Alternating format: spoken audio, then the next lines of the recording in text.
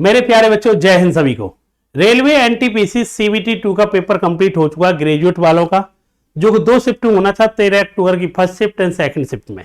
और बच्चों ने पेपर दिया और जो बच्चे पेपर दे के आए उनका थोड़ा बहुत अनुभव मैं आप लोगों से शेयर करना चाह रहा हूँ। कैसा रहा पेपर, कितना सेफ स्कोर हो सकता है, क्या पैटर्न में क्या चेंज रहा। और जो बच्चे 10+2 वाले हैं जिनका मेंस होने वाला है, क्योंकि कुछ दिनों में आप देखेंगे आपको डेट मिल जाएगी, उनका भी टीयर सीपीटी 2 होने वाला है। तो पहले नंबर तो पेपर के बारे में रेलवे वालों ने पहले से ही बता दिया था कि पेपर मिक्सअप होगा, मतलब 35 सवाल मैथ के आएंगे, 35 रीजनिंग के आएंगे, 50 सवाल जीके जीएस के आएंगे, वो मिक्सअप आएंगे। मतलब ये नहीं कि लगातार मैथ के सवाल लगातार आ रहे, रीजनिंग के आ रहे, ऐसा नहीं था, मिक्सअप सवाल थे। ये तो आप लोग पहले से ऑलरेडी जानते थे। बात आती है आज के पेपर की। यार पेपर की बात की जाए, आपको 3 सब्जेक्ट थी, 35 सवाल मैथ के थे, 35 रीजनिंग और 50 सवाल जीके जीएस के। मैथ और रीजनिंग को अगर एक लाइन में डिफाइन किया जाए तो मैथ में अगर 35 क्वेश्चन थे आपके, तो मैं कह सकता हूं 35 में से अगर कहें कि कोई नई चीज देखने को मिली तो वो बिल्कुल नहीं थी। जिन बच्चों ने खासकर पीवाईक्यू भी कर रखे थे तो एज इट इज पीवाईक्यू के आधार पर सवाल मिले, कोई नया नहीं था जिससे कि बच्चे को परेशान होने की जरूरत आए। तो कह सकते हैं इसका पेपर मैथ की हालत ये थी। और दूसरे नंबर में कह सकता हूं खाली एक चीज थी जो बच्चों को थोड़ा सा परेशान किया है, वो थी कैलकुलेशन। मैं कह सकता हूं 35 में से लगभग 7 के 8 सवाल ऐसे थे जिनमें कैलकुलेशन की जरूरत थी, और नहीं तो नया सवाल ऐसा नहीं था। एक सवाल था जैसे कह सकते हैं मेंसुरेशन का, अच्छा सवाल था जो बच्चों को खासा परेशान करके गया, जिसमें कौन को पिघलाया गया है ना, सिलेंडर वगैरह बनाया गया था। 2-3 बच्चों के डाउट थे, इस तरह से बताया मेरे को, है ना। ये सवाल सब था। मतलब मैं कह सकता हूं कैसा भी बच्चा हो जो टीयर 2 देने गया है सीबीटी 2, तो मैं मान सकता हूं कोई भी ऐसा स्टूडेंट नहीं होगा जिसके देखो 30 से नीचे जाएंगे। मैं रियल बताऊं, 30 से नीचे अगर जा रहे 35 में से, तो मैं सही स्कोर नहीं मानूंगा। आप कहेंगे सर आप तो बहुत हाई स्कोर बता रहे। भाई आप लोगों को पता है कि अब फाइनल रिजल्ट इसी से बनना है, तो 30 से नीचे वाला भी पेपर मैं नहीं कह सकता हूं। हाँ ठीक है, किसी बच्चे के जीके जीएस में अच्छा लेके आया हो तो वो अलग बात है, लेकिन मेरा मानना है 30 तक तो मैं से प्रॉपर नंबर आपको दूंगा यार, ठीक है ना। खाली कैलकुलेशन को छोड़ दिया जाए, और नहीं तो 1-2 सवाल ऐसे थे जो देखने, एक सवाल वो था जो बस वाला था, जो बस छूटी जाती है ना, एक वो भी ठीक सवाल था। लेकिन 30 सवाल ऐसे थे बच्चा कर सकता था जो खासकर सीबीटी 2 देने गया है, ठीक है। अब आती है बात रीजनिंग की। यार रीजनिंग में तो कोई बच्चा नहीं है, रीजनिंग सबसे इजी सब्जेक्ट रही इस बार भी। 1-2 सवालों को, ट्रिकी सवालों को छोड़ दिया जाए, मैक्सिमम सवाल रीजनिंग के इजी थे। मतलब अगर 35-70 में से बात की जाए तो जो स्कोरिंग सब्जेक्ट यही होती है, तो मैक्सिमम बच्चों ने कोशिश किया होगा 70 में से 60+ नंबर लाने की, है ना। 60+ स्कोर यहां से हर बच्चे ने अचीव करने की कोशिश की होगी। और जिन बच्चे 60 तो मिनिमम है, 60 से कम गया होगा तो बहुत मुश्किल ही पास होना, जो भी रियलिटी जान लो आप। कोई कहेगा हमारे 58-59 सही है, नहीं बहुत कम हो जाएंगे भैया। 70 में से 60+ स्कोर इधर होना जरूरी है, 100% चाहिए भैया, इससे कम नहीं चलेगा। अब आती है जहां पर सबसे ज्यादा प्रेशर आ रहा है, ये 2 सब्जेक्ट सब बच्चों के ओवरऑल बराबर रहेंगे। जो सबसे परेशान करके गई वो थी आपकी जीके जीएस, 50 क्वेश्चन थे। और 50 में से सबसे ज्यादा जो परेशानी, जो नया देखने को, क्या कहें, नया तो नहीं कहेंगे लेकिन फिर भी जहां से सबसे ज्यादा बच्चा फंसा है वो थी करंट अफेयर्स। करंट अफेयर्स के कह सकते हैं कम से कम 12 से 13 सवाल आपको करंट अफेयर्स को देखने को मिले, 4 से 5 सवाल कंप्यूटर के देखने को मिले। हम कह सकेंगे 50 में से 16-17 1/3 हो गए भाई, दोनों सब्जेक्ट से, कंप्यूटर से और करंट अफेयर से। और करंट अफेयर्स में भी जबरदस्त बात यह थी कि करंट अफेयर्स सितंबर तक मान लो आप भैया, नई करंट अफेयर्स, ये नहीं है कि पुरानी पिछली साल की थी ना, और नई करंट अफेयर थी। और करंट अफेयर्स भी ऐसा नहीं थी वन लीनियर थी, लेकिन बहुत अच्छे सवाल इसमें थे। जो डीपली पढ़ के जा रहा है, वन लीनियरों से कुछ नहीं हुआ। जो बच्चे वन लीनियर रट के गए थे, आखिरी में नई जो करंट अफेयर्स की बुक आती है उनको 1000 क्वेश्चन, उनका कुछ नहीं हो पाया। जो डीपली पढ़ के गया है वही इनको कर पाया।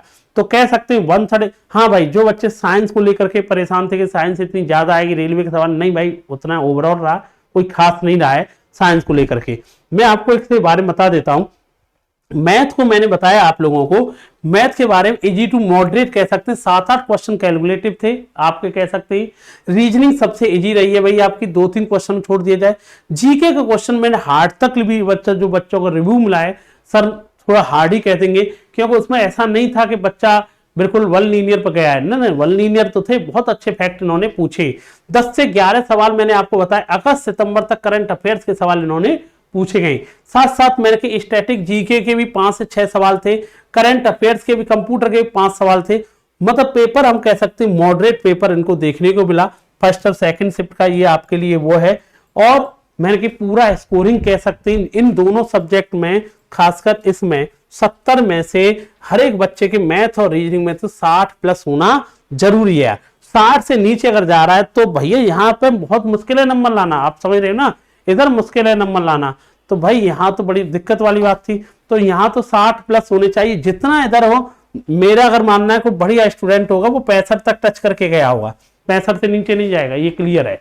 65 से नीचे नहीं जाएगा। अब कह रहे हैं गुरु जी 65 तो बहुत ज्यादा हो जाएगा, लेकिन आप भी जानते मैथ रीजनिंग में, मैं अगर मैथ में मैंने कि 2 सवाल छोड़ दो, रीजनिंग में भी 2 सवाल छोड़ दो, 4 सवाल 5 सवाल छोड़ेंगे, 65 तक फिर भी 65 तक बच्चे कोशिश करेंगे, लेकिन फिर भी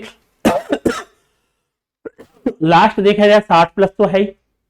अब आती है ये सब्जेक्ट 50 की है ना, 50 की सब्जेक्ट है।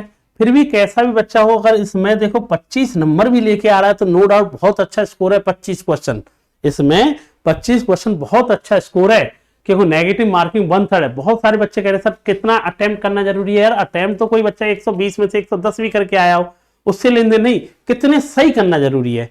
तो भाई अभी जो ओवरऑल स्कोर है, अगर जिस बच्चे के यार इसको लग रहा है मेरे 85 प्लस स्कोर बन रहा है, तो वो मान चले हाँ चांस है, 85 प्लस में जाएगा तो चांस है।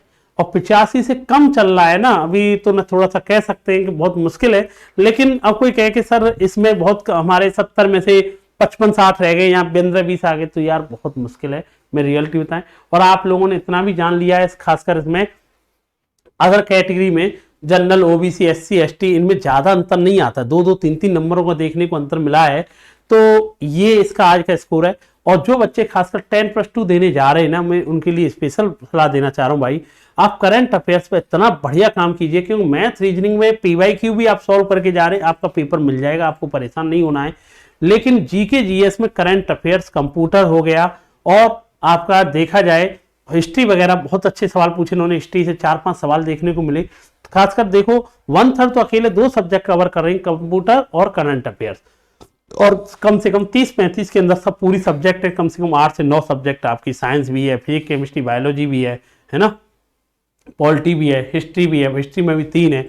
ये सब सब्जेक्ट आपको देखने को मिलेंगे। अब जो बच्चा 10+2 देने जा रहा है वो करंट अफेयर्स को रामबाण बना ले, अगर तुम्हें सिलेक्शन लेना है तो उसके लिए जितना हो सकता है, अब मान के चलो जब भी पेपर होने वाला है तो उसके 1 महीने को छोड़ दो, लगातार लगे रहिए, उन करंट अफेयर्स पर काम कीजिए और डीपली पढ़िए। ये नहीं पूछा गया कि इस बार रेस किसने जीती, ये पूछा है कि रेस किसने हारी उसके अपोजिट में, तो उल्टा सवाल पूछ लिया गया।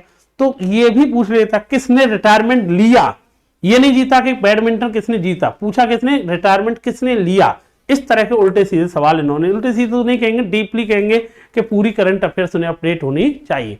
तो जो बच्चा 10+2 के मेंस की CBT2 की तैयारी कर रहा है, करंट अफेयर्स को रामबाण बना ले, अदर सब्जेक्ट पे पीवाईक्यू पे काम करे, इतना कोई नया नहीं है कि जिससे परेशानी होने की जरूरत हो आप लोगों के लिए। स्कोरिंग मैथ और रीजनिंग में स्कोर आना चाहिए। हाँ, पेपर कैलकुलेटिव था, हर बच्चा पेपर अटेम्प्ट भी नहीं कर पा रहे, बहुत सारे बच्चे 90 मिनट में 120 करना है, जिस बच्चे की स्पीड कमजोर थी वो पेपर अटेम्प्ट भी नहीं कर पाया। बहुत सारे बच्चे कह रहे क्वेश्चन छूट गए सर, टाइम नहीं मैनेजमेंट हो पाया, इसलिए नहीं हो पाया क्योंकि उन बच्चों ने प्रैक्टिस नहीं लगाई थी, पढ़ने पर ध्यान दिया। तो प्रैक्टिस पे, स्पीड पे ज्यादा लगाएं बेटा, जितना हो सकता है। इसके अलावा भाई मैं आपको बता देता हूं, जो बच्चे खासकर यूपीएसआई की तैयारी दे रहे हैं, साथ साथ यूपीपी की हमारी टेस्ट सीरीज चलती है फ्री में, उसके लिए आपको कुछ नहीं करना भैया, उसके लिए आपको कुछ नहीं करना, हमारा एप्लीकेशन है ऑनलाइन टॉपर्स के नाम से, उसे डाउनलोड कर सकते हैं। मैंने कैलकुलेशन को लेकर के, जो बच्चे अभी कैलकुलेशन ला रहे हैं उनके लिए एक बैच है, ठीक है। इसमें मेरा कोई प्रमोशन का चांस नहीं है, मैं आपको बता रहा हूँ, खासकर कैलकुलेशन को लेकर के इसमें मैंने बता रहा हूँ। आपको लगता है कैलकुलेशन कमजोर है तो ये बैच मेरा बहुत बेस्ट रहेगा आपके लिए, कैलकुलेशन बूस्टर के नाम से। ये अपना ऑनलाइन टॉपर्स फोरम है, यहाँ पे फ्री में टेस्ट सीरीज है, आपको टेस्ट सीरीज फ्री में मिलेगी आपको यूपीएसआई की, जो बच्चा दे रहा है विद वीडियो सॉल्यूशन के साथ, और आपको ओएमआर सीट भी मिलेगी, ये आपको इस पर मिलाने वाली है। जो भी मेरा बच्चा नया आया हो हमारे चैनल पर, पहली बार विजिट किया हो, चैनल को सब्सक्राइब कर लेना, इस तरह की वीडियो कंटेंट आपको मिलता रहेगा। तो थैंक यू बेटा, जय हिंद सभी के लिए।